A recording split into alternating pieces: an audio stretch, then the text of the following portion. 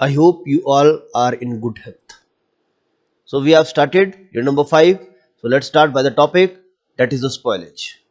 So if we talk about the microbial spoilage, we know food is considered as contaminated when unwanted microorganisms are present in it. Similarly, when the pharmaceutical products are attacked by the microorganism, yes, their potency is reduced considerably. So we can say that the products in different pharmaceutical industry must meet high level of the microbiological specs. That is, if they are not sterilized, then you will know what will happen. If I am preparing the vaccine of the COVID, if the vaccine is not prepared carefully, not been clinically trialed carefully, then what will happen? It will destruct our whole healthcare system. And some people were claiming about they will bring vaccine in August, September. Now it has been October end is now, but still we are struggling to get a vaccine. Why? Because clinical trial will take time. You will study when you will see about the clinical pharmacy in trial 1, phase 1, phase 2, phase 3, phase 4 is there. So vaccine is still under the phase 3 trial, where the number of the population we increase up to 3000. So it will take time, because we have a different immune system. We generally, in general sense, we can say that yes, we have a, in humans we have a B cell, T cell, that is the same. But the way we respond to a particular stimulus or particular allergen is different. Just say, for example, some people are prone to allergy when they go to cold place, or maybe sometimes people may prone to some food. They have a food allergy. They cannot eat cheese or milk or soybean products, because our genetic makeup is different by individual and individual. These all steps must be taken into consideration while prepare a particular pharmaceutical product. Okay, so proper testing should be taken care of, and it will take time. So let's focus upon our topic, that is the spoilage. So the pharmaceutical product must be sterile, otherwise it might cause some unwanted side effects. So if we talk about the types of spoilage, it can be natural and it can be artificial type. And if you say natural, it means it occurs when the microorganism attach themselves to pharmaceutical products while they are in the growing stages. For example, fruits are often contaminated with yeast, because yeast ferment the carbohydrates in food. So it is inbuilt. This is natural spoilage. And what is the artificial spoilage? Oh, it occurs when the pharmaceutical product is handled or processed, means it is occurred during the process of manufacturing, such as when raw material are processed through improper handling procedure, it might cause the artificial spoilage. So next is the pharmaceutical ingredients susceptible to the microbial attack. Which type of the pharmaceutical products, pharmaceutical ingredients are more sensitive towards the microbial attack? So they can be classified in this way, that is the therapeutic agents are there, surface active agents, we have organic polymers like starch, CMC, humectants are there, oils and fats, sweetening, flavoring, coloring agent, preservatives, etc. Now, how can you observe this spoilage? So there is simple, with the help of organoleptic, means you can observe a particular product by the smell and taste. You can use your senses. You can use your senses with the help of your, just we can say, eyes. You can see the discoloration in a particular pharmaceutical product. That means it is spoilage or something is wrong. Example, loss of viscosity due to depolymerization of thickening and suspending of agents like acacia, CMC, resulting in the sedimentation of suspended ingredients. So in case of suspension, sometimes this is happen. Don't worry, we will do it in detail also. So due to changes in the pH condition, spoilage might be occurring in the particular product. And there are number of factors affecting the microbial spoilage in pharmaceutical products. Say for example, types and size of the contaminant of inoculum, There are nutritional factors, moisture content, redox potential, storage conditions are there, pH, packaging design, and protection of the microorganism within pharmaceutical product. So we will go them one by one. So first is the factor affecting the microbial spoilage of pharmaceutical product, the types and size of the contaminant inoculum. So before doing any formula, the formulator must consider different factors, that is the environment and uses to which the product is likely to be subjected during its life and the history of the similar medicine. So this is important that one should know about their ingredients in detailed form. So what will happen if we store this ingredient for at least 1 year or 2 years? So microbial load should be tested of the ingredient. The raw material testing is the most prior step before going to formulate anything. So first of all, we have a concept of the pre-formulation also. And in pre-formulation, we will do different type of tests related to the raw material also. So identification of the contaminant is always necessary. So if the contaminants, you can just see this, very low level of the contaminants which are unable to replicate in a product might not cause spoilage. But if they are present in a large amount, then the bioburden or the microbial load will increase and it will finally resulted into the spoilage. So the factor affecting the microbial spoilage, second is the nutritional factor. So what happen? Many common spoilage microorganisms have very simple nutritional requirement. They do not have a complex nutritional requirement. And metabolic adaptability, which enables them to utilize many of the components of the medicine as a substrate for their biosynthesis and growth. Okay, so basically it means that microorganism can sustain in very low nutrient condition also. Okay, so generally the use of the crude vegetable and animal product in a formulation provides proper nutritional environment for the microorganisms.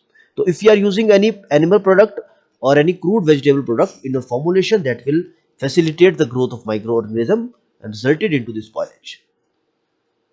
Suppose you are using water as a in the formulation. Just see here what is written here. Even demineralized water, that is generally used in industry, prepared by different method like ion exchange methods, normally contain some of the nutrients, and these trace amount of nutrient might serve as a food for the microorganism and it can grow.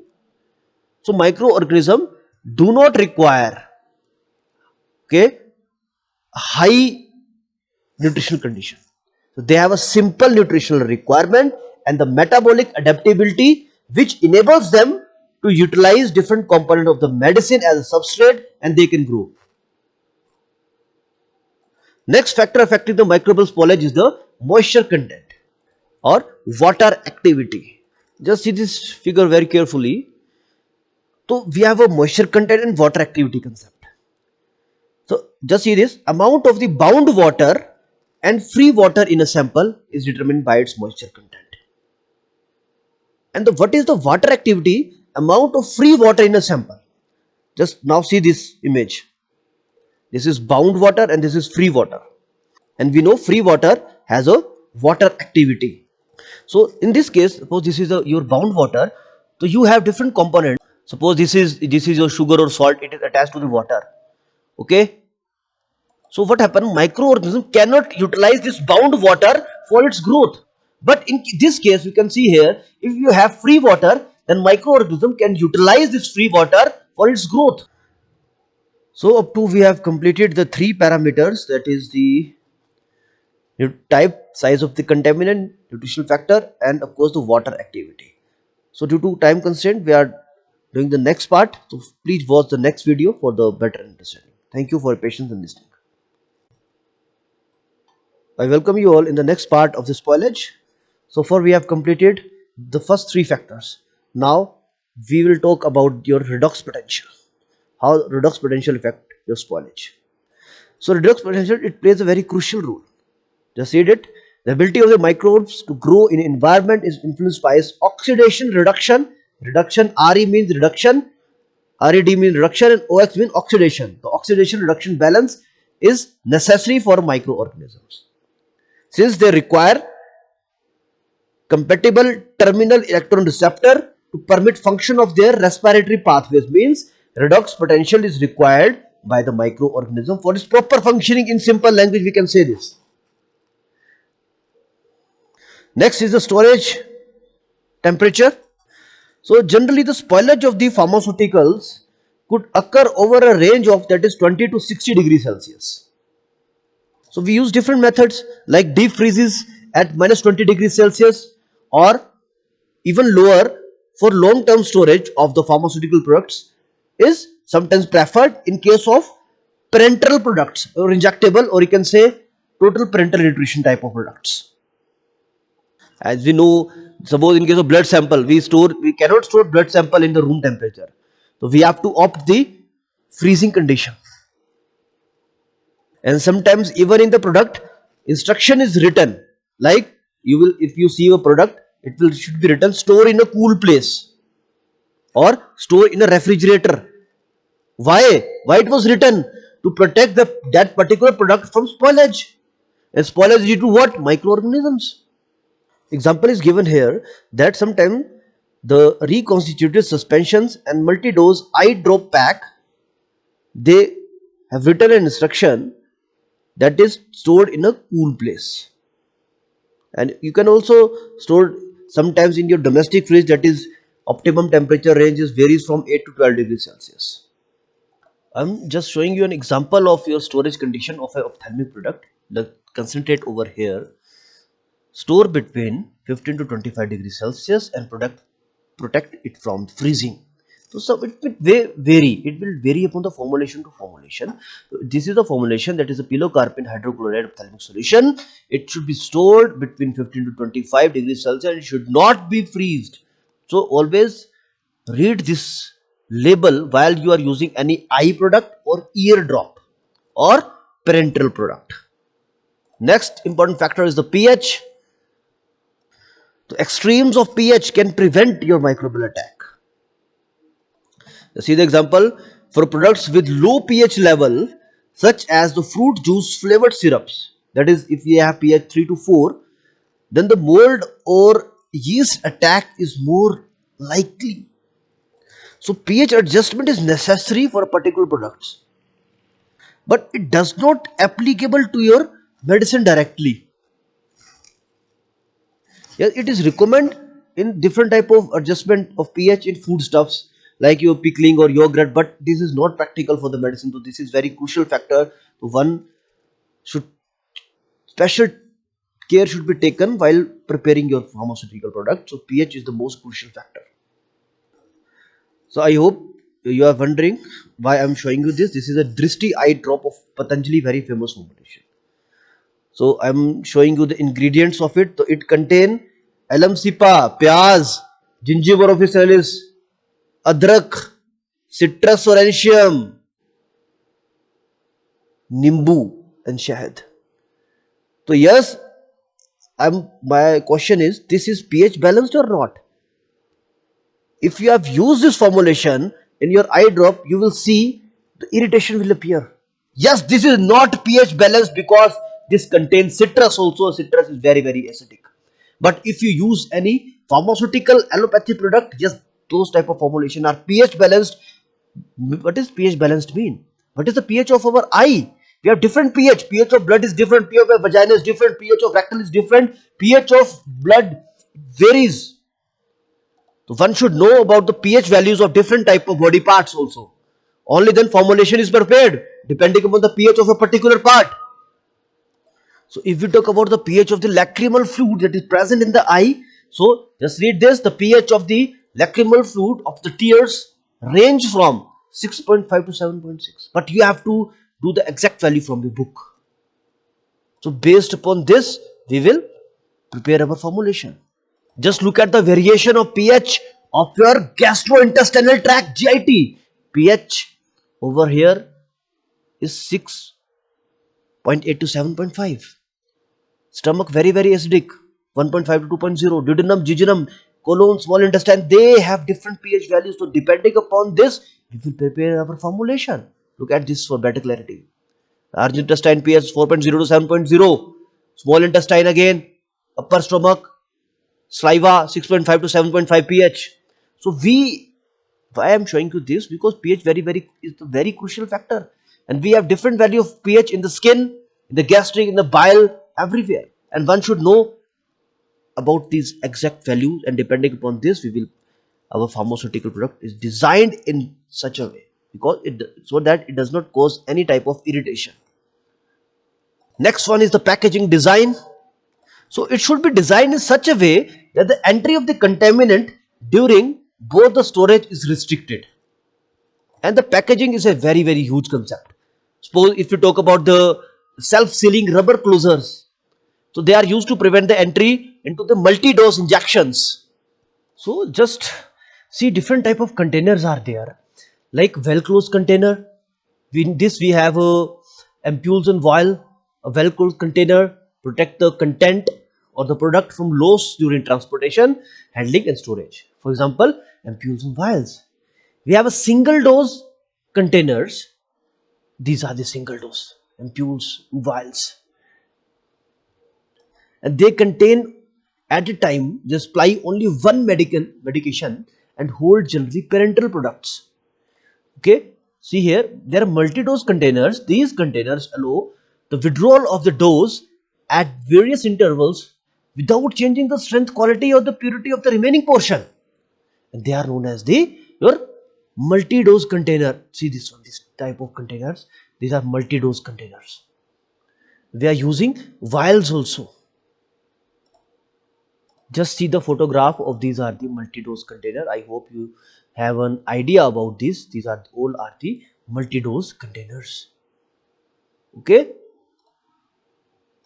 so yes, this is the multi-dose inhaler that is widely used. This is the multi-dose inhaler, MDI.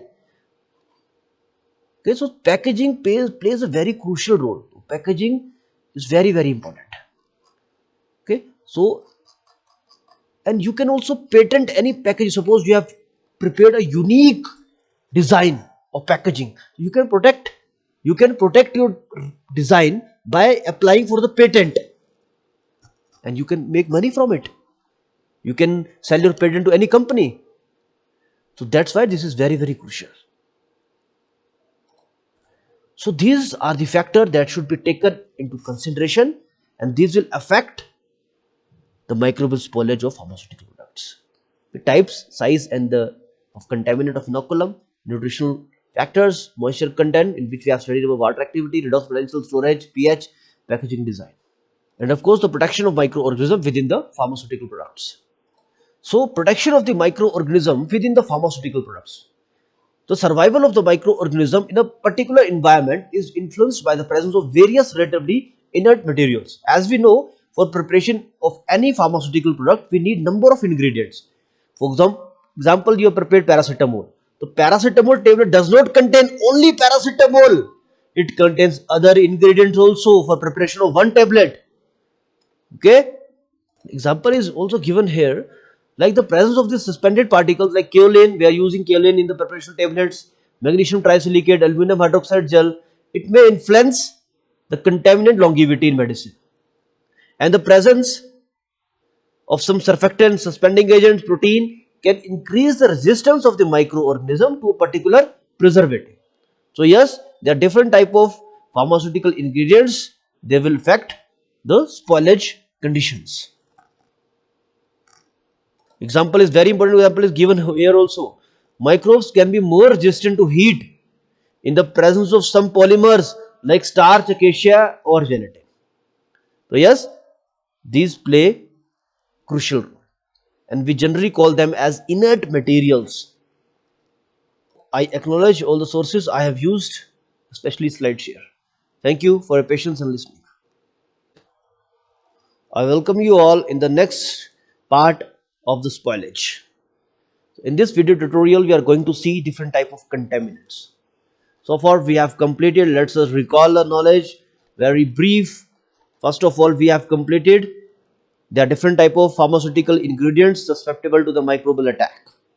As we use different type of pharmaceutical ingredients, so they might prone to microorganisms and might cause the spoilage in our formulation. So there are different type of factors that will affecting the microbial spoilage. We have covered these factors also. And in this video tutorial, we are going to start, yes, different sources of contaminants. So let's start. So contaminants can gain entry into the production from several sources.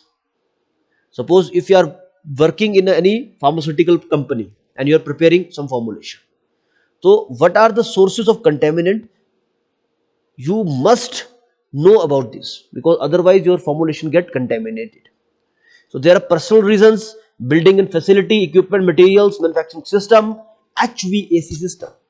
So let's go by them in brief. So first is the personal factor. The personal means the individual. The personnel who are supervising or performing drug manufacturing process can be the source of contaminant. And there are different reasons for contamination from this factor, that is the personal factor. It include, yes, lack of training. If you don't know about the how to handle a parental product, you are just go inside your laboratory and start doing the practical. No, you must, first of all, you must have all your safety gadget you required to handle your product. You must wear gloves, mask, face glove, everything you need to do as per SOP, that is standing operating procedures. So yes, lack of training, direct contact between the operator hand and the starting material. So you do not use direct your hand. You will always wear proper gadgets. Next, primary packaging. So what is this primary packaging? Just see the packaging. This is a dosage form. First of all, you will primary pack your drug. So it contains many units of dosage form. It actually goes in hand of the patient. Suppose you are using a tablet, so you will directly use it with the help of primary pack. Then you have a secondary pack. It contains your primary package. Then you have a tertiary pack. It contains your both the secondary package, which include primary package. So this is the, you must know about this packaging, primary, secondary and tertiary. See again, primary, secondary and the tertiary. So most important factor again, inadequate personal cleanliness. If you are not hygienic, then it might cause, suppose if you have a cold symptom and you are working on a tablet, then and accidentally you put your hand on that particular primary package or the formulation, what will happen? Yes, you all know, it might result into spoilage. And we know cold is also virus. It's a viral infection. And you will touch the, suppose viral get entry inside your drug and it will replicate and the formulation will get spoiled. Malpractices, eating food inside your laboratory or a particular manufacturing area, drinking beverages, using tobacco, these all are prohibited, restricted. So must follow the SOP. So this is your personal factor. Second factor, that is the source of contaminants, is the building and facility.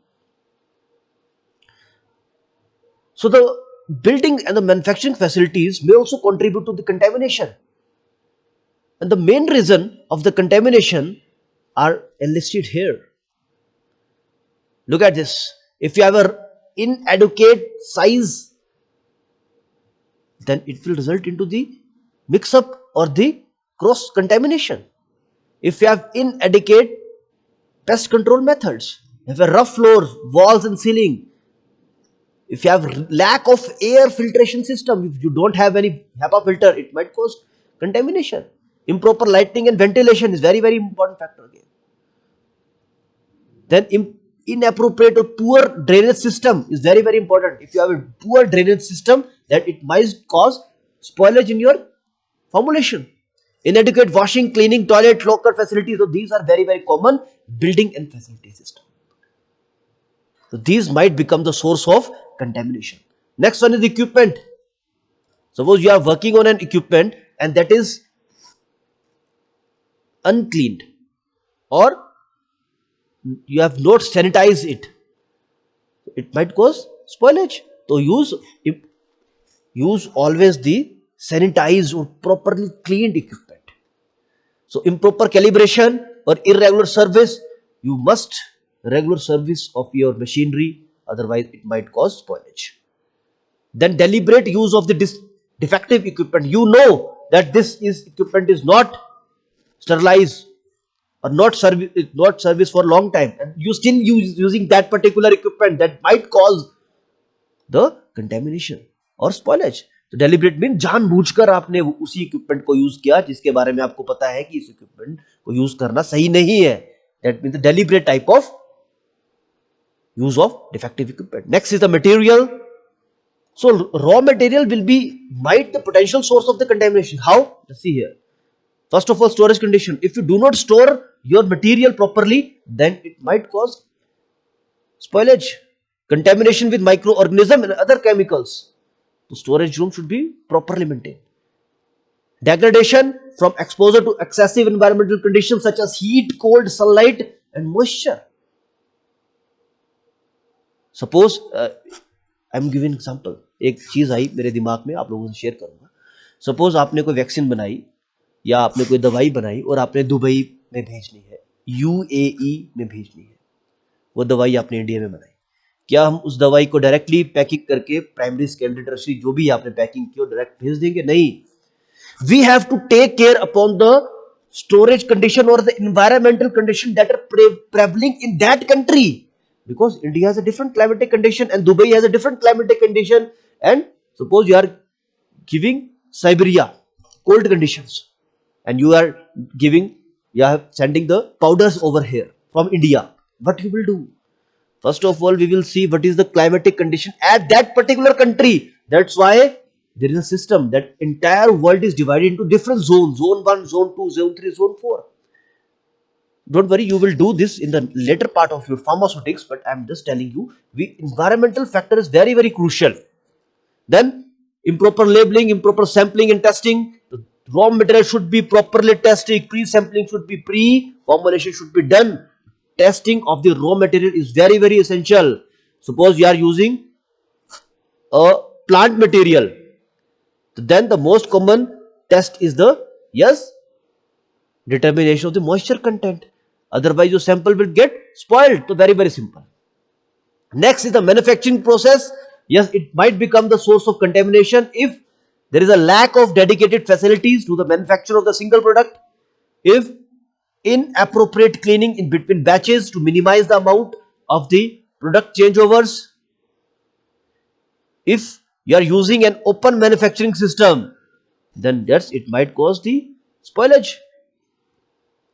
Absence of any area line clearance. If you are working on a very congested area, then it might cause spoilage. Next one is the HVAC system. So what is this system? First of all, just see the meaning. H, heating, V, ventilation, then AC, air conditioning.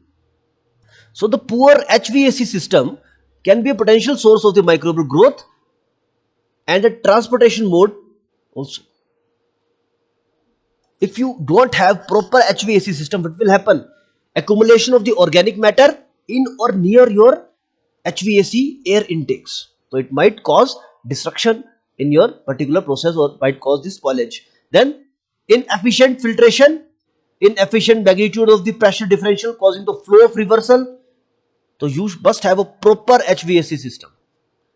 Non-directional airflow within the production or the primary packaging areas. Just see, using the HVAC system, temperature can be raised or lowered, humidity can be controlled, maintain proper filtration of the air. You can also control the flow of the air. You can hold the air contamination within the acceptable limits. So these are the merits of using HVAC system. So yes, it is used in pharmaceutical, education, hospitals, malls, everywhere. So in the end, I acknowledge all the sources I have used to prepare this video. So thank you for patiently listening. Do watch the next part of the spoilage. I welcome you all in the next video tutorial of the spoilage series. So we have started unit number 5 and we are doing the concept of spoilage. In the previous video, we have completed just this part, that is the source of the contamination, include personal, building, equipment, material, manufacturing system, and of course HVAC system.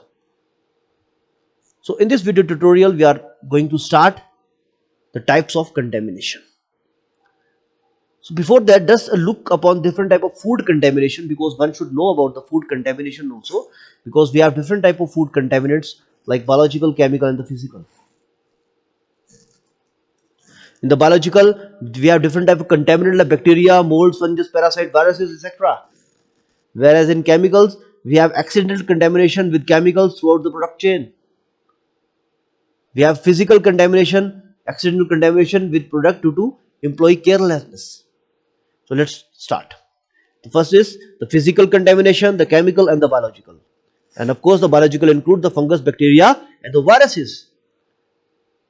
The physical contamination, physical contaminant is anything that can be physically or visibly seen. And of course it is not the part of the product. Okay. And what are the steps to check this physical contamination? You will check the employee working for dust, or for example proper clothing should be there. Ensure building is completely pest free. You will work on each except of the physical parameter. Then the chemical parameter. In the chemical parameter is anything that interfere with your drug manufacturing process, and it is also not the part of your product originally. And special care should be taken. How we will check this chemical contamination? Use vessel that should be cleaned properly before you use. You will sterilize your vessels, equipments, everything. Proper arrangement of removal of any interfering gases during the manufacturing process. So proper manufacturing plant should be there. Then unnecessary chemical must be kept away from the manufacturing area. Very simple. Moisture level should be monitored of the particular premises or particular building in which you are carrying out your manufacturing process. Yes, you will also protect your formulation from the cross contamination. And it is possible when the unwanted matter is introduced or brought from one process to the next during manufacturing. So special unit should be prepared, special zone should be prepared for each and every procedure. Next one is the biological contamination. So biological, it includes the biological living. The bacteria may thrive in the container if they are not properly or cleaned or dried. And there are different type of causes of the biological contamination, like unhygienic practice. If you are suffering from any disease, if your workers are suffering from symptoms of cold, we can say, if they have open wounds or lesions and they are still working, that might cause the contamination. How will you prevent this? First of all, you determine the cause of the contamination. Then you will see if some person is suffering from a suppose cold symptom or any infectious disease, you will restrict its entry into a particular area. In this way you can prevent this biological contamination. And you must have all the safety measures. You have a first aid room separately, you have a particular role of pharmacist in your pharmaceutical unit should be there. So everything should be maintained. And there is a process of elimination. Some of the things that you have to eliminate. You can eliminate the source material. Suppose you will reduce the human involvement, regulate the use of equipment, regulate the use of air, regulate the use of water. You cannot use the stored water again and again. You can regulate it. You can reduce the human carrier risk. Okay? You can reduce the water as a carrier, because we know water is a very good source for the contamination. So in the industry we will use always the demineralized water, or potable water is used. So waterborne contaminants like minerals and pathogens are always there. So you always use water. First of all, it should be treated with the particular procedure like ion exchange, distillation or RO or UV treatment. Only then you will use that water for a particular procedure. Yes, you can use HEPA filters to regulate the air. You can also control the air through different type of units. In the end, I acknowledge all the sources I have used to prepare this video. Exactly, SlideShare, Open Education Resources, YouTube, etc. So see you in the next part of the spoilage series. I welcome you all in the next part of the spoilage series. So let us recall again that what we have studied so far from this particular presentation. So, spoilage of the pharmaceutical products and the drugs are referred as the changes in the physical and the chemical properties in such a way that the formulation gets deteriorated. Okay, simple. Then, what is the microbial storage? It includes the contamination of pharmaceutical products with the microorganism, and that lead to the spoilage of your product. In simple terms, we can say that deterioration of the pharmaceutical product by the contaminant microbes is your spoilage. And there are different factors that cause spoilage of the pharmaceuticals. Like in this case, let's split a bit. They are physical, chemical, and the microbiological, or the microbial factors. The physical factors, the deterioration of the pharmaceutical factors like heat, temperature, and evaporation. Chemical factor that cause spoilage is the deterioration of the pharmaceutical because of some chemical reactions like reduction, oxidation, hydrolysis, proteolysis, and ionization. Okay, and microbial factor that leads to this spoilage includes bacteria, fungi, mold, etc. The question arises, why there is need to study spoilage? Yes, to determine the microbial contaminants present in the formulation, to avoid health hazard, to avoid any financial problem related to the manufacturing process, otherwise your formulation will get not approved in the market. And of course, the parenteral and the topical product, they are need to be tested for particular contamination, otherwise it might cause unwanted side effects. So yes, there are types of the microbial spoilage of pharmaceuticals because we will focus upon the microorganisms. So physicochemical, chemical spoilage, and the biological spoilage. So what is this physicochemical spoilage? It includes the viable growth of a particular microorganism, the gas production due to the growth of microorganism. Then physical spoilage is there. Then the chemical spoilage, it includes the hydrolysis, acetylation, depolymerization, and degradation. Of course, the biological spoilage means the release of toxin or the microbial metabolites. So this is the type of the microbial spoilage of pharmaceuticals. So what is this physicochemical spoilage? In this kind of spoilage, there are some changes are caused by microbial species. And due to these changes, the physical properties are altered. Okay, for example is given, layer of the molds over syrup or sugar containing products, tablets or ointment. Sometimes the layer of the mold will appear. So this is the example of the physicochemical spoilage. Suppose you have prepared some syrup and this is a layer of the mold will appear. Yes, coloration is important factor. You can examine the color of your particular formulation. Then sometimes gas production, the microorganism, just read this, some microorganism in the pharmaceutical formulation, they produce gas. Why? Because of their metabolic activities, and this resulted in the formation of the froth formation, and this is easily examined. Then there are examples in the emulsions. Sometimes some microbial cell cause hydrolysis of the oil phase, and that cause change in the oil water equilibrium and make your emulsion unstable, and that is due to the physical factors. So I hope this is clear now. This is your physicochemical spoilage.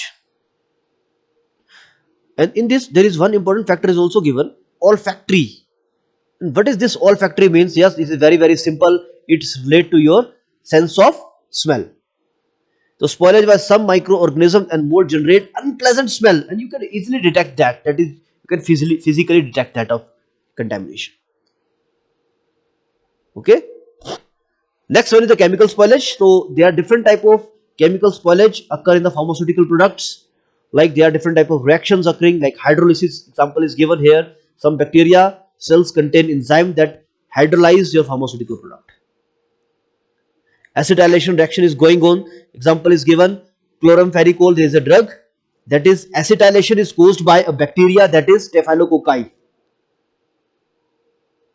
Okay, and then next reaction is the depolymerization. So there are different type of depolymerization reaction that is occur in the particular formulation or your product. For example, in starch, your glucose is depolymerized by bacteria amylase. This in pectin, galacturonic acid is depolymerized by bacteria pectinase. Next chemical reaction, degradation. and due to the microbial contamination, the active ingredient may be degraded. For example is very simple. Penicillin is degraded by bacteria beta-lactamase. Third one is the biological spoilage. So far we have covered the physico-chemical spoilage and the chemical spoilage. Now the biological spoilage. So some bacterial cell contaminated the pharmaceuticals and utilizes various compound present in that particular formulation to perform their activities. And this is the example of your biological spoilage that includes microbial toxin and microbial metabolites. And over here very important table is given in which this side is your formulation and this is the contaminant or the biological species. For example, say a brief example of this cream and emulsion. So mold will grow in the cream and emulsion. Then there is acetyl salicylic acid aspirin in which Acintobacter species of microorganism can grow. In the syrup of tolu, this is a formulation basically, syrup of tolu. In this penicillin species might grow. Prednisolone tablet, Aspergillus species. So you will remember at least 2 to 3 examples from this. So we have completed a type of the microbial spoilage, that is the physico-chemical, the chemical and the biological spoilage. Next is the factor affecting microbial spoilage. Yes, I hope you have covered all the previous video. Size of the contaminant inoculum. So ingredient contaminated by high level of the microorganism cause appreciable microbial degradation. Example is given here, that is a very low level of the Pseudomonas in a weakly preserved solution may suggest a greater risk than the tablet containing high number of fungal and bacterial spores. Suppose you have a formulation that contains Pseudomonas and you have another that you have same formulation that contain fungal or bacterial spores, suppose. So which one is greater risk? Yes, Pseudomonas, because the microorganism over here is more toxic. It has ability to cause more infections, more serious conditions, more deterioration of your formulation than the bacterial and fungal spores. So read again, a very low level of the Pseudomonas in a particular formulation, that is a weakly preserved solution, may suggest a greater risk than the tablets containing high number of fungal and bacterial spores.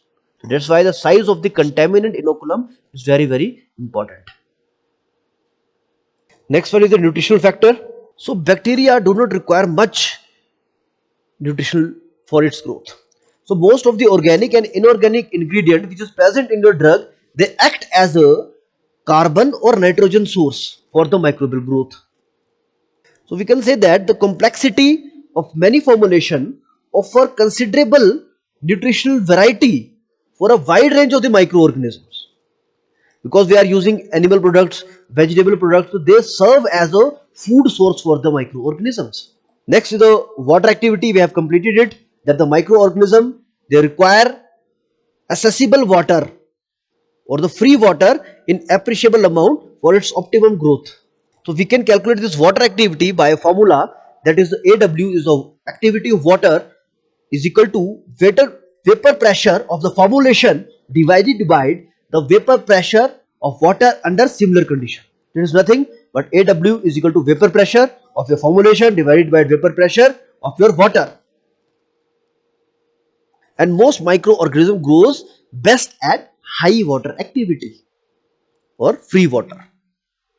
Hence your formulation must be protected from the microbial attack by lowering the water activity. Because we know free water means water activity, means microorganism can utilize this free water for this growth. We have to minimize your water activity or the free water. So I think we have very less time left. So this is the acknowledgement that I have given. I acknowledge all the sources I have used to prepare this video. To see in the next part of this spoilage series. I welcome you all in the next video tutorial of the microbial spoilage series. So previously we have completed the size, that is the factor affecting microbial spoilage, size of the contaminant inoculum. We have also completed the nutritional factor as well as the water activity. So in this video tutorial we are going to more further into it about different factor affecting microbial contamination. So pH, yes, we know extremes of pH will prevent the microbial spoilage, so we have to protect our formulation by adjusting the pH value. So just give an example, let's read this line. Above pH 8, for example, soap-based formulation or emulsion, spoilage is rare. Okay, and in product with low pH, that is the fruit juice flavored syrup with pH 3 to 4, mold or yeast attack is more likely. So pH will depend upon the type of the microorganism it will grow, on which it is grow. So sometimes microorganism like yeast or mold will grow in the low pH also. Next is the storage temperature condition. So we have already covered this. We have divided the world into different zones. Just I want to show you this: zone 1, zone 2, zone 3, zone 4. So the world is divided into different zones. Like in zone 1, there are temperate zone countries. In zone 2, Mediterranean subtropical zone. Zone 3, hot dry zone. Zone 4, hot humid and tropical zone. So my question for you, please find out in which zone our India is. The next important factor is the redox potential, because we know that it will require by the microorganism. Okay, so next is the packaging design. We have also completed it. The packaging can have a major influence on the microbial stability of some formulation in controlling the entry of the contaminants during both storage and use. So let's start the sources of contamination very fast. So we have different type of contaminants like personal factor, facility, equipment, process material, as well as the utilities. So if we talk about the personal factor, and if you don't have your trained staff or the trained personnel, and they are using the unhygienic practices or inadequate personal cleanliness is there, then it will cause the spoilage in your product. Then if you don't have your proper or inadequate pest control arrangement, if you have a rough floor in your building, in the manufacturing plant or the manufacturing area, then if you have a poor located vents and drainage system is very poor, then it might cause the spoilage. Yes, if you don't have inappropriate design, if you are using the design inappropriately or deliberate use of defective equipment, then it might cause the spoilage. Next, the materials. If you are not using the proper authenticated raw material, suppose you are using a raw material that have a moisture, then it naturally it causes spoilage. So proper labeling should be there, proper sampling should be there. Then manufacturing process, if you have lack of any cleaning facilities at the manufacturing area, then it might cause spoilage. If you lack of dedicated facilities, that cause spoilage. If you are using open manufacturing system, yes, it will cause spoilage. Next, very important, HVAC system means heating, ventilation and the air conditioning. If you don't have proper HVAC system, it might cause spoilage. So there are main reason for the contamination due to HVAC issues, which include accumulation of your organic material near HVAC air intakes. If you are not servicing it properly, that it will cause the spoilage. If you have a non-directional airflow also, is very important for the manufacturing process, that it will cause spoilage. Now the next important part is the assessment of your microbial contaminations. How will you assess it? How will you check your spoilage? Yes, by physical and the chemical changes. And these are the changes of different pharmaceutical formulation indicate the microbial contamination and spoilage. If you have a change in viscosity, change in pH, emotional stability, loss of your surface activity, that indicates your microbial spoilage. Next parameter for assessment is the sterility testing. Yes, you will test your formulation. The testing will confirm that products are free from the presence of any living microorganisms. So test is conducted by the competent and the experienced personnel in an adequately clean room with a laminar airflow cabinets. Okay, for example, all the injectable and the ophthalmic products, that is the eye products, are sterilized. So these preparation must be tested for sterility, and we have already covered the sterility testing of different products in detail. So the next one is the assessment of the viable microorganisms in the known sterile products. Because in microbiology, the pharmaceutical products can be divided into two groups, sterilized and the non-sterilized product. So the non-sterilized product are tested for the living microorganism for the detection of different type of pathogen. And we can also calculate the total viable or the living count. Next, assessment by estimation of pyrogens. So pyrogen is a substance. It is produced by a bacterium which produces fever, and pyroxia it means fever. Okay, so when introduced or injected inside the particular body, it will induce fever. So we will test the pyrogens. And what are pyrogens? These are produced by bacterium, and they are lipopolysaccharides and lipoprotein which comprise a major part of their cell wall. For example, gram-negative bacteria are called endotoxin, which are the most commonly called as pyrogen. So endotoxins are sometimes referred to as the pyrogen. So we are using the test for pyrogen testing also. There are two type of tests in which we use the LAL test, LAL, and RP test, that is the rabbit pyrogen test. LAL test mean Limulus amoebocyte lysate test. Then we can identify E. coli in a particular sample. Then we can identify Staphylococcus aureus in a particular sample. Yes, we have a gram positive staphylococci for determination. So this is the presentation that I found very useful. So this is the pharmaceutical spoilage. We have covered the definition of spoilage. We have microbial spoilage. We will focus upon this part, and we know there are several factors cause spoilage of the pharmaceuticals, like physical factors like temperature, heat, evaporation. There are chemical factors. There are different type of reactions that are oxidation, hydrolysis, reduction, ionization, etc. And there are of course the microbial contamination, the most important one, the bacteria, fungi, mold, etc. And we need to test it, otherwise it might cause some unwanted side effect. So there are different type of microbial spoilage of the pharmaceuticals, like physicochemical spoilage, chemical, and the biological spoilage. In the physicochemical spoilage, we have seen that we will observe they are caused by microbial species, and due to these the physical properties of a particular formulation get altered, okay, like color or the smell. And thus this is the smell part.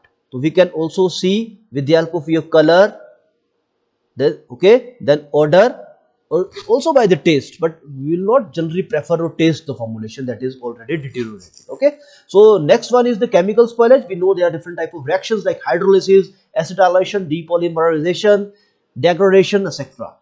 Of course, the most important one is the biological spoilage. It includes the microbial toxins and microbial metabolites. Yes, we have a different type of formulation, and for this different type of microorganisms are responsible for deteriorating that particular formulation. Say for example, for atropine eye drop, we have a microorganism that causes spoilage, or that is a contaminant species, that is Corynebacterium species. Then there are different type of factor affecting the spoilage: size of the inoculum, nutritional factors, yes, water activity, pH, storage condition, redox, and of course the packaging.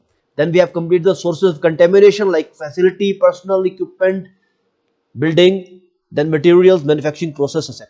Then of course HPLC system. Then we assess it by the observing the physical changes, chemical changes, by doing the sterility testing. Then of course the estimation of the pyrogen by using two tests.